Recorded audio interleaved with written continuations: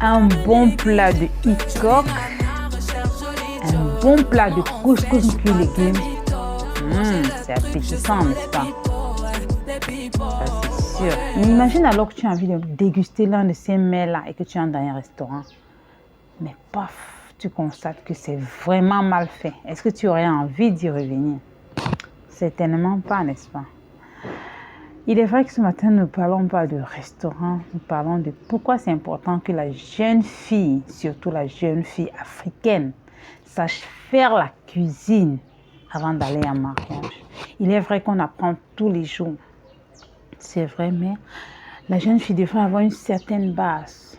Elle devrait d'abord déjà connaître des bases.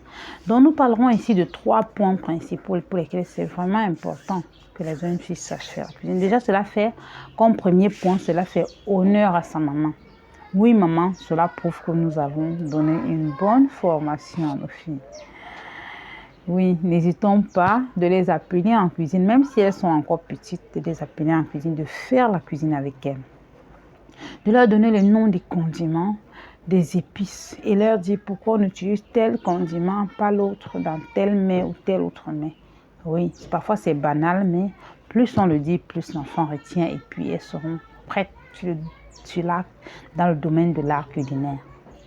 Un deuxième point, cela fait vraiment plaisir à son mari ou à son futur mari si sa femme sait bien cuisiner. Parce qu'imagine, il doit venir à midi avec ses amis manger peut-être du pondré. Voilà, prenons ça comme ça. Choisissons ce mets-là. Quand ils arrivent, déjà l'odeur là, déjà même la présentation à table, oui, ça dit long sur ce qu'elle a fait. Et maintenant, quand ils vont le déguster, waouh, son homme il sera très content parce que sa femme a réussi ce mets et les amis vont apprécier sa femme. Ça fait plaisir, n'est-ce pas? Un troisième point, cela fait plaisir également à toi, la femme. Déjà, ça te permet d'être économe. Quand la jeune fille sait faire la cuisine, elle est économe. Et quand elle est économe, cela est avantageux pour la famille dans la mesure où elle peut épargner. Imagine que tu veux par exemple faire du torsi banana. Voilà. Tu sais exactement ce qu'il faut acheter au marché.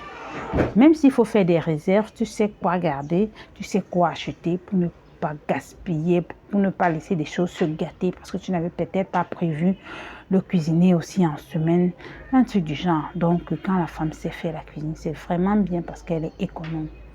Donc, ce matin, nous devions parler de ces 3 points-là. Continuez de liker, j'attends.